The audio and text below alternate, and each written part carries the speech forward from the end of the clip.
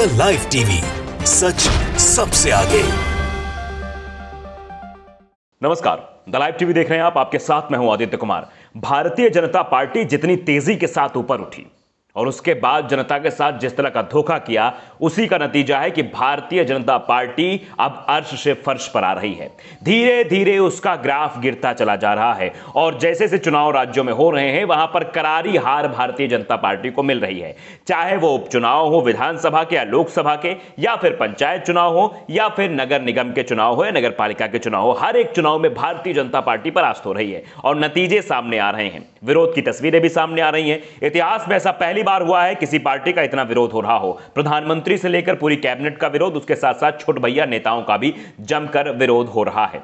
एक खबर सामने आई है, कर्नाटक में 2023 में चुनाव है, लेकिन उसके पहले एक ओपिनियन पोल सामने आया है। जो ओपिनियन पोल दर्शा रहा है कि भारतीय जनता पार्टी वहां करारी हार रही है, क्योंकि इसके पहले भी जब कर्नाटक में उपचुनाव हुए थे तो कर्नाटक के उपचुनाव में भारतीय जनता पार्टी अपने गढ़ को नहीं बचा पाई थी। यानी जहां के सीएम थे, सीएम के गढ़ में बुरी तरह भारतीय जनता पार्टी हार गई थी। वो नतीजा भी हम आपको दिखाएंगे, लेकिन सबसे पहले हम दिखाना चाहते हैं इस वक्त की खबर जो है वो ओपिनियन पोल की है और ओपिनियन पोल के नतीजे क्या कुछ कहते हैं वो जानना बेहद जरूरी है। द ग्राउंड रिपोर्ट नाम का एक ट्विटर यूजर है, ये जनता पोल करता है, मतलब जनता के नब्ज को टटोलने की कोशिश करते हैं ये लोग। तो इनके अकॉर्डिंग कर्नाटक ओपिनियन पोल जो कहता है, जिसमें कॉन्स्टिट्यूंसी कवर्ड है, 224 कॉन्स्टिट्यूंसी को कवर्ड किया है, जिसमें से कांग्रेस के बारे में बताया जा रहा है कि कांग्रेस को 114 से 118 सीटें हुए मिलती दिखाई दे रही हैं, जबकि भारतीय जनता पार्टी के खाते में 86 से 90 सीटें जाती दिखाई दे रही हैं। जेडीएस के खाते में 15 से 20 सीटें और अदर्स के खाते में 2 से 3 सीटें जाती हुई दिखाई दे रही हैं।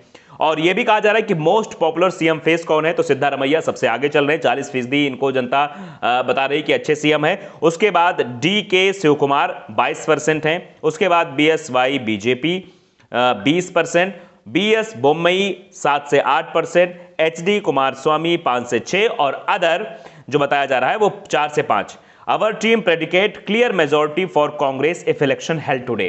अगर आज की तारीख में चुनाव होते हैं तो कांग्रेस पूरी मेजॉरिटी के साथ सरकार बनाती दिख रही है। यानी कर्नाटक की सीट भी, यानी कर्नाटक राज्य भी भारतीय जनता पार्टी से खिसकता नजर आ रहा है। अभी तक आप भारत के नक्शे में देखते थे कि हर जगह भगवा पट्टा लहरा रहा था, यानी राज्य दर राज्य जहां जहां चुनाव हो रहे थे सिर्फ और सिर्फ भारतीय जनता पार्टी की जीत हो रही थी।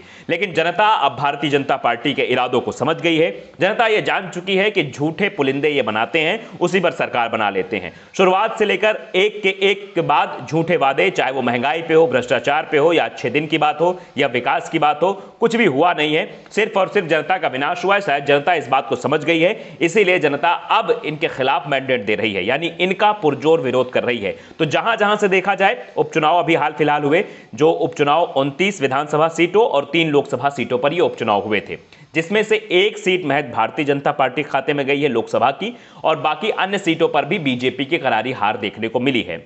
असम और मध्य प्रदेश ने भले ही थोड़ी बहुत इज्जत भारतीय जनता पार्टी की बचा ली, बाकी जगहों पर जहां जहां से नतीजे आए वो बेहद चौंकाने वाले थे। पश्चिम बंगाल से जो नतीजे निकलकर सामने आए, 4 की 4 सीटों पर भारतीय जनता पार्टी को करारी हार का सामना करना पड़ा। उसके बाद राजस्थान की अगर बात करें, कहा जाता है हमेशा से कि जिसकी राज्य सरकार होती है और लास्ट तक अगर उपचुनाव होते हैं तो एंटी इनकम्बेंसी फैक्टर काम करता है, लेकिन राजस्थान में ऐसा कुछ देखने को नहीं मिला। राजस्थान की 2 की 2 सीटों पर भारतीय जनता पार्टी को करारी हार का सामना करना पड़ा, वहां भी कांग्रेस के प्रत्याशी को जीत हासिल हुई।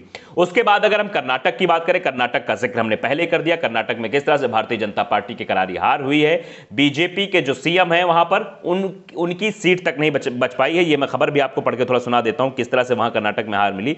बीजेपी को झटका, सीएम बसवराज के गढ़ में कांग्रेस ने जीत हासिल की है। 2 सीटों पर उपचुनाव हुए थे जहां सीएम बसवराज बोम्मई के गृह जिले में कांग्रेस जीत गई है, यह खबर निकलकर सामने आई थी। तो आप ये समझिए किस तरह से नतीजे जो सामने आए वो चौंकाने वाले, बेहद चौंकाने वाले नतीजे थे। कुछ चीजें मैं और बता दूं, उपचुनाव में बीजेपी को लगा बड़ा झटका, इन 2 सीटों पर करारी हार मिली। ये जो 2 सीटें हैं ये राजस्थान की दोनों सीटें थी, एक थी धरियावाद और दूसरी थी बल्लभनगर। यहां उपचुनाव हुए, बीजेपी को हार का सामना करना पड़ा। एक हार होती है, दूसरी करारी हार। यहां पर भारतीय जनता पार्टी को करारी हार देखने को मिली है। विधानसभा चुनाव के जरिए प्रदेश सत्ता में वापसी के मंसूबे पाल रही बीजेपी राज्य की 2 विधानसभा सीटों धरियाबाद और बल्लभनगर में करारी हार हारी है।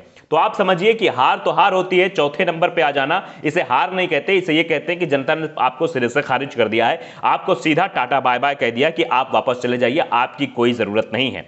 तो समझिए कि इस तरह से जनता विरोध कर रही है। जुब्बल कोटखाई में भाजपा नहीं बचा पाई जमानत, अब तक की सबसे करारी हार कही जा रही है। जुब्बल सीट हिमाचल प्रदेश की है।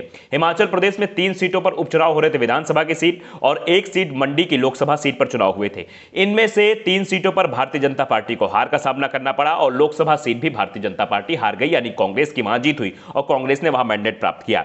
जुब्बल कोटखाई जो सीट है उपचुनाव में, भाजपा उपचुनाव में अपनी जमानत तक नहीं बचा पाई। यह सबसे शर्मनाक हार थी पूरे उपचुनाव में हिमाचल प्रदेश की। भाजपा प्रत्याशी के मतों का आंकड़ा 2644 में सिमट कर रह गया, यानी महज 2644 तक सिमट कर रह गया, जो किसी राष्ट्रीय पार्टी के उम्मीदवार की ओर से अब तक के सबसे कम मतों का रिकॉर्ड है।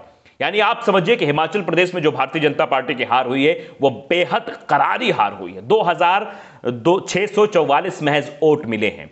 इतने कम वोट एक राष्ट्रीय पार्टी को मिलना किसी प्रदेश में, कि प्रदेश में भी उसकी सरकार हो और केंद्र में भी सरकार हो, डबल इंजन की सरकार के बावजूद अगर इतने कम वोट मिलते हैं तो आप सीधे समझिए कि यहां पर कितना बड़ा भारतीय जनता पार्टी का विरोध हो रहा है।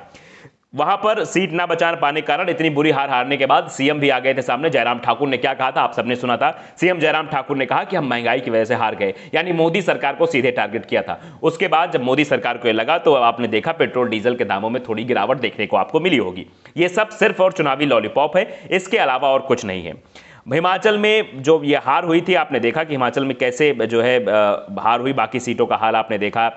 हम 3 लोकसभा सीटों की बात करें, भाजपा केवल खंडवा सीट जीत पाई, कांग्रेस मंडी सीट जीत पाई, शिवसेना दादरा नगर हवेली की सीट जीती। 29 विधानसभा सीटों की अगर बात करें तो इसमें भी भारतीय जनता पार्टी को करारी हार देखने को मिली है और इन सब सीटों पर ज्यादातर कांग्रेस ने जीत हासिल की है। तो नतीजे बताते हैं, नतीजे दर्शाते हैं कि भारतीय जनता पार्टी को लोग पसंद नहीं करते हैं। हमने जो आपको कर्नाटक का ओपिनियन पोल बताया कि अभी हाल फिलहाल में अगर चुनाव हो जाते हैं कर्नाटक में, तो कर्नाटक में 114 से 118 सीटें कांग्रेस जीतेगी, यानी मैंडेट पर सरकार बना लेगी। मतलब 224 सीटें हैं, उसमें से अगर 118 मिल रही हैं तो मतलब कि बहुमत से सरकार बनती हुई कांग्रेस की दिखाई दे रही है। वहीं अगर बात करें बीजेपी की, तो बीजेपी 86 से 90 पर सिमट कर रह जा रही है, जेडीएस 15 से 20 और अदर 2 से 3। और सीएम फेस भी हमने बता दिया, सिद्धारमैया नंबर 1 पर बने हुए हैं। सिद्धारमैया को 40% जनता पसंद करती है कि ये सीएम बने कर्नाटक के। तो आप समझिए कि भारतीय जनता पार्टी सिरे से खारिज होने वाली है। 2023 का या अभी हाल फिलहाल में 2022 में 5 राज्यों के विधानसभा चुनाव होने हैं। इन 5 राज्यों में भी भारतीय जनता पार्टी की हालत पस्त नजर आ रही है, क्योंकि जैसे जैसे देखिए किसान आंदोलन हो, बेरोजगार युवा आंदोलन कर रहे हैं लगातार। लखनऊ में कैसे जो है शिक्षक भर्ती को लेकर युवा बैठे हुए वहां पर, उसके साथ साथ महंगाई की कितनी मार है, जनता कितनी परेशान है। त्योहार का सीजन चल रहा है, अभी दीपावली हाल फिलहाल गुजरी है, कैसे लोग परेशान थे, कैसे खरीदारी नहीं कर पा रहे थे, बाजारों में मंदी दिख रही थी। तो ये सब चीजें फर्क डालती है। आम जनता के लिए आप काम करने की बात करेंगे, आप एड्स चलाएंगे। 2014 और 2019 में कैसे कैसे एड्स चलते थे आपने देखे थे। एड्स में लिखा रहता था कि बहुत हुई महंगाई की मार, अब की बार फलाने की सरकार, बहुत हुई भ्रष्टाचार की मार, अब की बार फलाने की सरकार। तो फलाने की सरकार तो आ गई, लेकिन फलाना विकास हुआ नहीं। ये सब चीजें सिर्फ और सिर्फ आपको टीवी चैनल्स पर दिखाई गई, बड़ी बड़ी बातें दिखाई गई, बड़े बड़े एड्स दिखाए गए, पेपर पन्नों पर दिखाए गए, एलईडी बाकायदे बसेस थी उसमें दिखाए गए, सपने आपको खूब सारे संजोए गए, लेकिन सपनों पर कोई काम नहीं हुआ। इसीलिए ये नतीजे निकलकर सामने आ रहे हैं। ओपिनियन पोल के नतीजे, विरोध के नतीजे अब बदल रहे हैं और जनता वोट की चोट भारतीय जनता पार्टी को दे रही है। तो भारतीय जनता पार्टी जो बहुत तेजी से उठी, हर जगह मोदी मोदी मोदी हो रहा था, तो अब लोग मोदी को पसंद नहीं करते। इसीलिए आपने देखा होगा कि जब भी प्रधानमंत्री नरेंद्र मोदी मन की बात करते हैं तो यूट्यूब पर डिसलाइक का सिलसिला शुरू हो जाता है। इसीलिए अब हर जगह से डिसलाइक और लाइक का बटन भी हटा दिया गया कि यूट्यूब पर आप डिसलाइक लाइक नहीं कर सकते हैं। ये डर है जो साफ साफ नजर आता है। तो द लाइव टीवी अगर आपने सब्सक्राइब नहीं किया, सब्सक्राइब कर लीजिए, बेल आइकन जरूर दबाइए ताकि सच खबर आप तक पहुंचती रहे। नमस्कार। द लाइव टीवी, सच सबसे आगे।